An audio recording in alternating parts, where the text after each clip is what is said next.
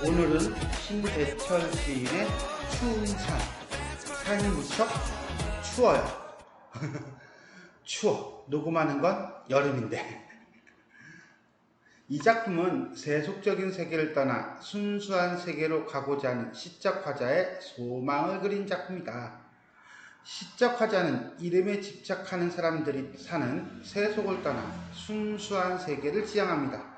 자, 그러니까 우리가 흔히 춥다라고 하면은 부정적인 요소를 많이 갖는데, 여기서는 순수한 세계를 이야기한다 라고 본다면 조금 우리가 가지고 있는 보편적 인식하고는 반대되는 공간이구나 라고 보시면 되겠어요.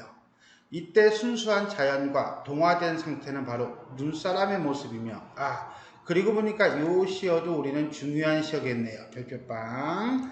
잡념과 머리카락이 휘어진 모습은 화자가 눈사람이 된 모습을 의미한다 라고 볼 수가 있겠습니다. 이렇게 이 시는 대립적인 구도를 통해 화자가 동경하고 도달하고자 하는 순수하고 이상적인 세계를 강조하고 있다 라고 보시면 되겠습니다. 자, 본문을 한번 읽어볼까요? 춥다. 눈사람이 되려면 얼마나 걸어야 할까? 잡념과 머리카락이 휘어지도록 걷고 밤의 끝에서 또 얼마를 걸어야 할까? 너무 넓은 밤. 사람들은 밤보다 더 넓다. 사물에 이름을 붙이고 즐거워하는 사람들. 이름을 붙여야 마음이 놓이는 사람들. 이름으로 말하고 이름으로 듣는 사람들. 이름을 두세 개씩 갖고 이름에 매여 사는 사람들. 깊은 산에 가고 싶다. 사람들은 산을 다 어디에 두고 다닐까? 혹은 산을 깎아 대체 무엇을 메웠을까? 생각을 돌리자. 눈발이 날린다. 눈꽃, 은방울꽃, 안개꽃, 메밀꽃, 백꽃, 찔레꽃, 밭꽃.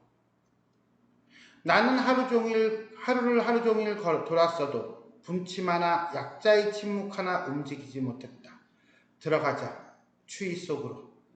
때까치, 바람새, 까투리, 오소리, 너구리, 도토리, 다람쥐, 물. 자, 이렇게 해서 우리는 신대철 시인의 추운 산을 한번 읽어봤습니다. 자, 그럼 한행 한 구절 한 구절 살펴보도록 하겠습니다. 춥다. 눈사람이 되려면 얼마나 걸어야 할까? 눈사람. 화자가 지향하는 순수한 존재라고 보시면 되겠고요. 자, 잡념과 머리카락이 휘어지도록 할 때 잡념은 순수하고 반대가 되는 거겠죠, 그죠? 그러니까 눈사람이 되기 위해서는 없애야 하는 것이라고 본다면 눈사람과 잡념은 대립적인 시어이다 라고 볼 수가 있겠습니다.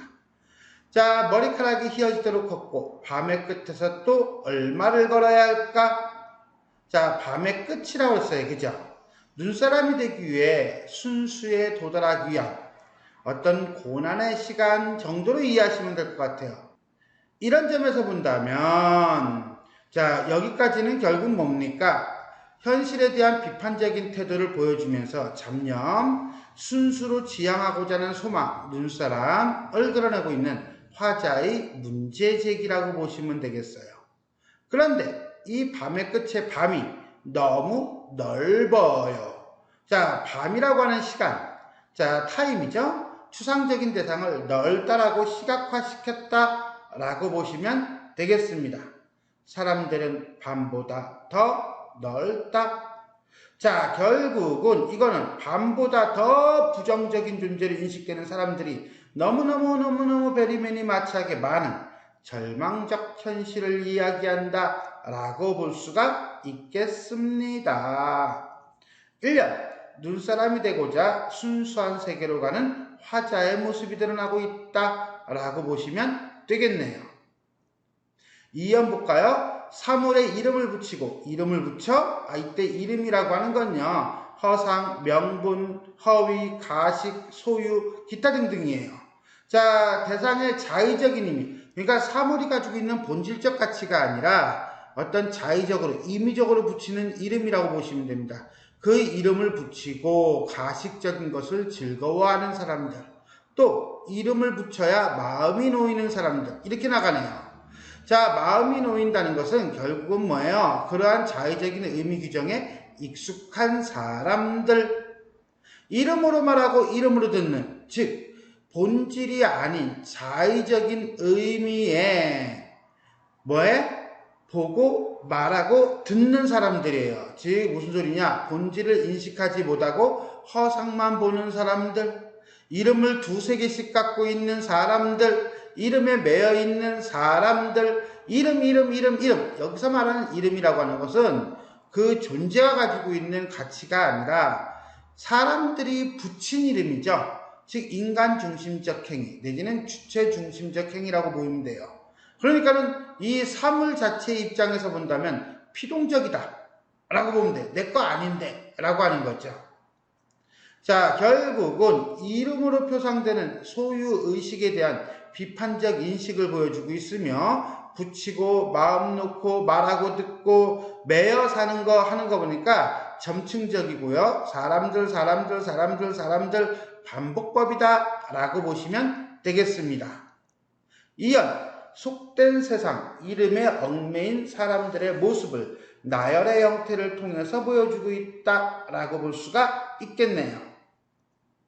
깊은 산에 가고 싶다. 여기서 말하는 깊은 산이라고 하는 것은 속세, 세속적인 공간, 허위와 자의적 이름이 있는 공간과 대립되는 공간으로 화자가 추구하는 세상이라고 보시면 되겠어요. 사람들은 산을, 어떤 산, 깊은 산을 다 어디에 두고 다닐까? 혹은 자, 순수함을 잃어버린 세속적인 모습을 보여주고 있는 거죠. 어디에다 두고 다닐까? 라고 했으니까요. 혹은 산을 깎아 도대체 무엇을 메웠을까? 무엇을 메우긴요. 자, 이름을 메웠겠죠. 자신의 목적을 위해 수단을 가리지 않는 인간의 이기적인 모습을 보여주고 있어요. 생각을 돌리자. 눈발이 날린다. 순수, 정화, 순수라는 개념으로 보는 게 맞겠네요. 3년, 세속적인 세상에 대한 비판적인 의문과 깊은 산, 한마디로 순수함에 대한 동경 정도로 이해하시면 되겠습니다. 눈꽃, 은방울꽃, 안개꽃, 메밀꽃, 백꽃, 찔레꽃, 박꽃의 공통점은 뭘까요? 흰색이죠? 더더군다나 명사의 나열을 통해 화자가 지향하는 이상적인 세계, 순수함, 하얀색을 제시하고 있고요. 열거법이에요. 사연, 이상적 세계의 모습인 꽃에 대해 동화되고 싶은 화자의 마음. 오연 보겠습니다. 나는 이제 화자가 나오나요? 자, 하루 종일 하루를 돌았어도 말이 맞고요. 그죠? 동어 반복이라 그래요.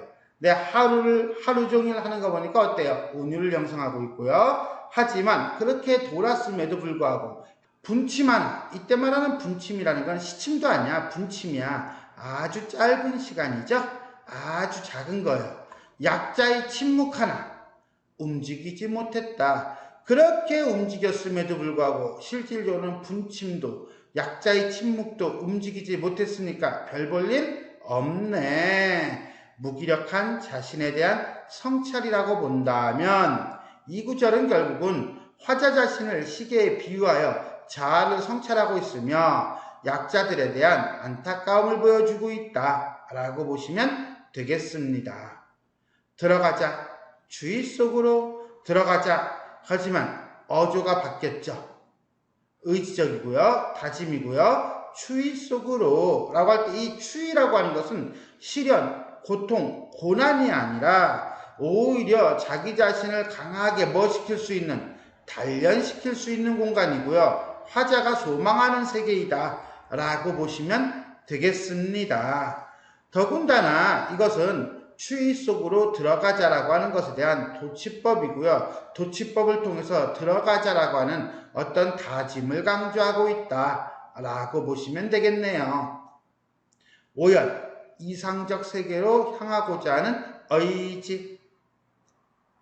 때까치, 바람새, 까투리, 오소리, 너구리, 도토리, 다람쥐, 물. 아까는 꽃에 대한 얘기를 하면서 하얀색을 강조했다면 이번에는 어떤 내가 움직이고 싶은 거, 내가 구하고 싶은 거, 약자죠? 약한 존재들, 내지는 순수의 세계에 사는 존재들을 열거함으로써 하고 싶은 말은 뭡니까? 이상적인 세계인 자연에 동화되고 싶은 마음 정도로 이해하시면 되겠습니다. 자, 이렇게 해서 우리는 신대철 시인의 추운 산에 대해 한 구절 한 구절 살펴보았습니다. 전체 한번 정리할게요. 자유시고요, 서정시고요, 비판적이고 성찰적이다. 추운 산을 제재로 해서 세속적인 삶에서 벗어나 순수한 삶에 대한 동경과 의지를 보여주고 있다. 의문문을 사용하여 독자의 궁금증을 유발하고 있다 라고 되어 있네요.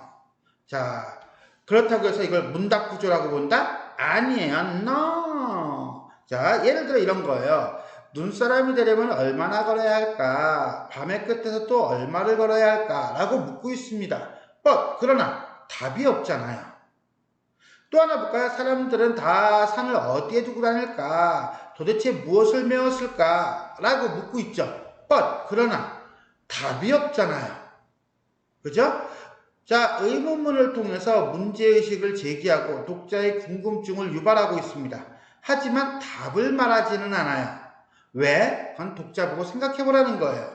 즉, 화자가 제기한 의문에 대한 답은 제시하지 않으므로 이것을 문답구조라고 보기는 어렵고, 다만 의문문을 통해서 독자의 궁금증을 유발하고 있다 정도만 보는 게 맞습니다.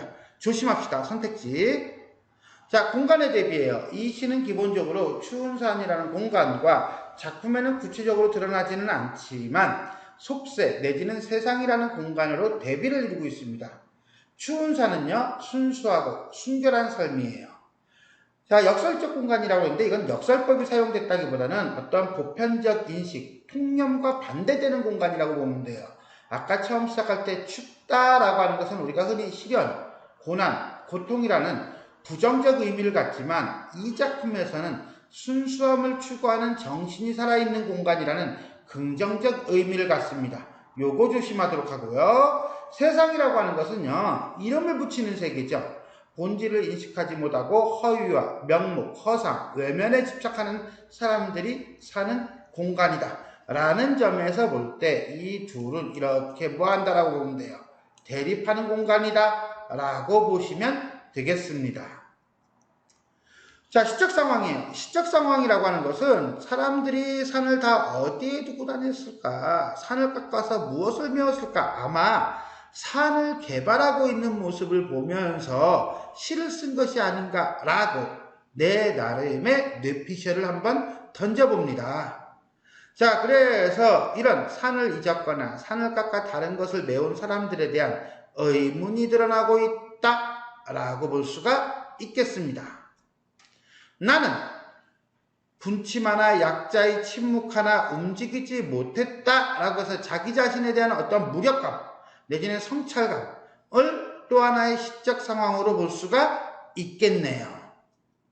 하루 종일 무엇인가를 했음에도 가치 있는 일 하나도 못한 자기 자신에 대한 한계의식과 타재에 대한 관심과 배려가 부족했던 자기 자신에 대한 반성, 이것이 시적 상황이라고 볼 수 있지 않을까요? 나는 그렇게 보이는데. 두 번째, 비슷한 문장 구조나 소재를 나열하여 주제를 강조하고 있다. 어딘지 감이 온다. 표현상의 특징이죠. 일단 기본적으로 눈사람이 되려면 얼마나 걸어야 할까, 또 얼마나 걸어야 할까 라든가 산을 어디에 두고 다닐까, 무엇을 메웠을까 라고 하는 의문문을 통해서 문제를 제기하고 있다는 게 첫 번째 표현상의 특징이고요.